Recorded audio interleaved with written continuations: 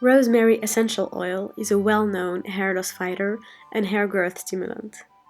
Recent studies have shown that a certain type of rosemary essential oil, compared to minoxidil, which is the only FDA-approved medication for hair loss, has shown tremendous results for hair growth and actually was better than minoxidil in that study. There are 3 different types of rosemary essential oils, and they're not equally as effective for hair loss. One of them is even dangerous to apply on the scalp because of its neurotoxic compounds. So the first type of rosemary essential oil is the CINEOLE type and is the most effective for hair loss.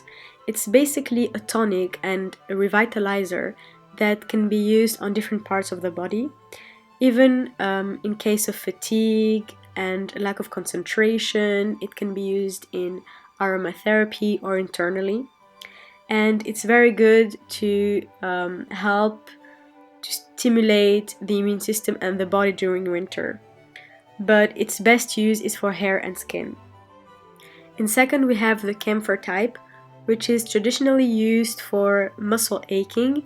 It can be mixed with a carrier oil to make an oil massage for after sport and effort, and it can also be used on the joints for a better comfort. But camphor also has properties with stimulating blood circulation, but it's not as effective as CINEOLE.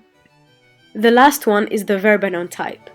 And if you have been using rosemary oil for hair loss or hair growth, it might be actually this type, because most rosemary oil sellers don't really specify which type it is, and there are only 3 of them, so it must be one of these.